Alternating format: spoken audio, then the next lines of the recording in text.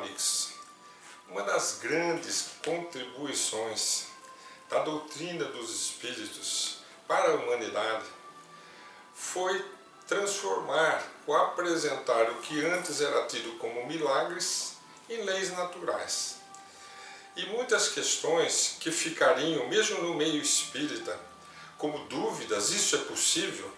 Allan Kardec teve a inteligência, a sua habilidade de saber estudar tema por tema dentro das questões que ligam à matéria, à ciência espírita, que estuda então aquela área que a nossa ciência não consegue estudar, que não é tangível para a ciência, não dá para ser palpado, não dá para ser medido. Então a ciência convencional vai estudar os fenômenos convencionais, enquanto que a doutrina dos espíritos vai estudar a ciência espiritual. E aí entra um elemento importantíssimo, que é o corpo espiritual. Ao conhecermos a natureza da criatura humana, a tríade, corpo físico, corpo espiritual e espírito, é fundamental para que nós entendamos os fenômenos que ocorrem e possamos então analisá-los dentro do aspecto da ciência espírita. Hoje nós vamos abordar um tema pouco estudado na doutrina espírita, mas muito importante, que se chama ubiquidade dos espíritos, que é um capítulo que o Allan Kardec escolhe para o livro dos Espíritos, para o livro dos Médiuns, ubiquidade. Se nós formos no dicionário, nesses dicionários de aplicativos, os grandes dicionários conhecidos, nós vamos observar que a palavra ubiquidade, na teologia, vai estar ligada a Deus. O que significa? É um dos atributos de Deus, a onipresença. Estar presente em todos os lugares ao mesmo tempo. Então isso é para Deus, é um atributo divino, senão não seria Deus. Deus tem que ter todos os atributos na sua máxima potencialidade, senão não seria Deus. Então a onipresença é estar aqui, é estar em todo lugar. Tanto que Jesus, quando nos ensina a orar, ele fala, Pai, que está em toda parte, nos ajudando a entender que Deus está no céu em toda parte, em todo lugar, porque Deus é onipresente. Isso é o sinônimo da palavra ubiquidade. Mas quando Allan Kardec vai abordar a questão da ubiquidade para os espíritos, ele vai entrar numa questão muito interessante. Porque quando nós estudamos a mediunidade do espírito encarnado, o que nós aprendemos? Que a mediunidade não tem moral. Quem vai dar a moral para a mediunidade é o médium. Então a mediunidade, ela independe da moral da pessoa, é uma ferramenta que se desenvolve. Então qualquer pessoa, por maior criminoso que seja, ou um santo que seja, pode ter a mesma mediunidade. Então a mediunidade, são as aptidões do espírito de perceber num grau maior ou menor o mundo espiritual, o mundo invisível, ela não está ligada à moral. Já a ubiquidade, que é poder estar em mais de um lugar ao mesmo tempo, então para os espíritos a definição de ubiquidade vai ser relativa. Ela vai estar ligada à condição moral do indivíduo. Quanto mais evoluído o espírito não encarnado, desencarnado, quanto mais evoluído o espírito, mais condições ele tem de se irradiar e poder se comunicar ao mesmo tempo em vários lugares. E aí entra a definição da ubiquidade. Por que nós optamos hoje por estudar esse tema? Porque se um dia nós estivermos diante de uma situação em que um espírito transmitiu uma mensagem em dois lugares diferentes, pode ser até no mesmo ambiente ou distantes, dizendo a mesma coisa, e a gente for se questionar, isso é possível? Se for um espírito elevado, é possível, conforme nos ensina Allan Kardec. E Allan Kardec diz assim, aprendendo logicamente com os espíritos superiores, pense no Sol, o Sol nessa estrela de quinta grandeza que irradia a sua claridade, a sua energia para todos os lugares. Ele está em todos os lugares irradiando, cada um vai receber conforme o lugar onde esteja, mas ele está irradiando. Então, quanto mais evoluído o espírito, mas tem condições de poder transmitir uma mensagem em dois lugares diferentes, dizendo a mesma coisa ou dizendo coisas diferentes. Aí as pessoas vão pensar, mas onde que eu vou achar um exemplo disso? Nós temos um exemplo muito bonito que fecha esse assunto de maneira bastante iluminativa. Porque foi um encontro que se deu na cidade de Pedro Leopoldo, no dia 7 de agosto de 1951, na casa do seu Rômulo Joviano. Rômulo Joviano era o patrão do Chico. Muito espírita, muito. O livro Ave Cristo, o livro Paulo Escreva foi escrito na casa dele, psicografado na casa dele, para poder estar distante dos ambientes que pudessem gerar turbulência. Então ele, que morava fora da cidade, patrocinava esses ambientes propícios. Então, numa noite, de 7 de agosto de 1951, o Brasil estava recebendo a visita do célebre escritor, pensador, professor.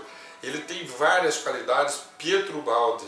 Pietro Baldi, que escreveu 24 obras, chegou a ser indicado para o para o Nobel, se eu não me engano, de literatura, em 1964. A grande síntese, o grande livro dele, que os espíritos do Brasil naquela época se apaixonaram e começaram a transcrever para o reformador da Federação Espírita antes que se transformasse em livro. E ele era uma pessoa tão ligada a Francisco de Assis, que ele provavelmente não sabia, era o seu guia.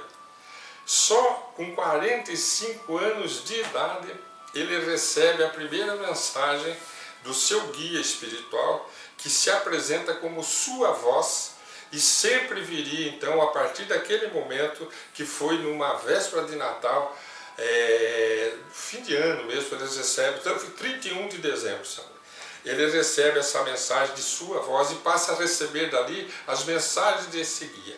Quando ele começa as suas palestras públicas, que foi um segundo momento da sua vida, primeiro foi só escrever, depois como médium, praticamente estudioso, e a segunda foi sair fazer palestras, muito respeitado pelos grandes da humanidade, que gostavam muito dos seus livros, inclusive Einstein. Ele chega ao Brasil, é muito bem acolhido pelos espíritos do Brasil e vai parar em Pedro Leopoldo. E naquela noite estavam 12 pessoas, segundo descreve Clóvis Tavares no seu livro 30 anos com Chico Xavier, em torno de uma mesa. Numa extremidade, Chico Xavier. Na outra extremidade, Pietro Baldi. O que acontece nesse momento? Os dois começam a psicografar. Veja que interessante. Quando Chico, eu vou ler só o comecinho da mensagem de Chico, porque Chico recebe uma mensagem de Francisco de Assis. Chico tinha 41 anos de idade já. Em 1951, ele de 1910. Quando ele recebe a mensagem, que depois vem assinada por Francisco de Assis, a mensagem é dirigida para Pietro Baldi, que na mensagem diz assim: Pedro, o Calvário do Pedro, o Calvário do Mestre não se constituía tão somente de secura e aspereza, do monte pedregoso. E a mensagem é linda, eu não vou ler para vocês, ficaria muito comprido, mas quem quiser pode entrar em contato comigo que eu mando para vocês. Mas isso está na internet, vocês procurem o livro 30 anos com Chico Xavier, de Clóvis Tavares, vocês vão encontrar essas duas mensagens. E a outra mensagem, veja bem, enquanto o Chico está recebendo Francisco de Assis, Pietro Baldi está recebendo quem? A sua voz, quer dizer, o seu guia. E olha o começo da mensagem do guia de Pietro Baldi. Pedro, só que ele escreve em italiano, ela foi traduzida para o Clóvis Tavares. Pedro, está sentindo aqui, nesta noite, a minha presença. Aquele que está diante de ti, falando do Chico, né? Ao mesmo tempo que tu está escrevendo, sente neste momento o meu pensamento, e o que ele escreve vai confirmar que sou eu que estou escrevendo por ele. Olha que interessante, através de Pietro Baldi, o Francisco de Assis era o guia de Pietro Baldi, ele assinava como sua voz.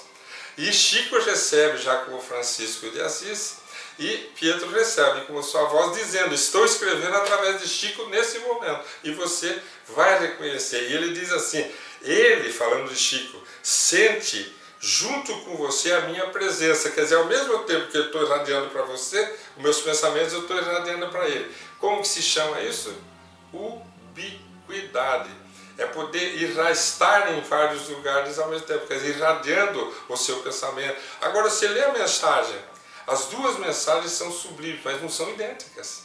Então, Francisco de Assis está ditando uma mensagem falando do mesmo assunto, através de Chico, e através de Pietro Baldi está ditando outra mensagem, as duas mensagens muito pessoais. E olha através de Pietro Baldi o que ele vai dizer no finalzinho sobre as pessoas que estão na mesa.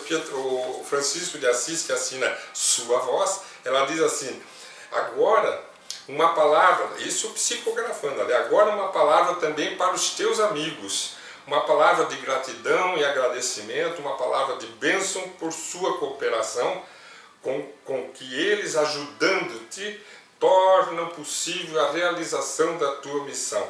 Neste momento, Francisco de Assis, através de Pietro Baldi, estou falando ao coração de cada um deles, sem que você escreva o que eu estou dizendo, sem que tu lhe digas por escrito. Quer dizer, ele está psicografando através de Chico, psicografando através de Pietro Baldi e conversando mentalmente com cada pessoa que está ao redor da mesa, agradecendo, ao redor da mesa, agradecendo o carinho com que acolheram Pietro Baldi. Isso é ubiquidade. E pode acontecer distante. Uma pessoa está recebendo uma mensagem num lugar, por exemplo, existe na época das Irmãs Fox, existe uma mensagem muito interessante que é feita em duas salas diferentes, as mesmas palavras, a mesma frase, falando que chegou a época, isso em 1848, 49, 50, era mais ou menos 1850, não tinha surgido o Espiritismo, duas mensagens dizendo a mesma coisa, recebido por dois médiuns diferentes, assinado pelo mesmo Espírito em duas salas diferentes. O que é isso? Ubiquidade.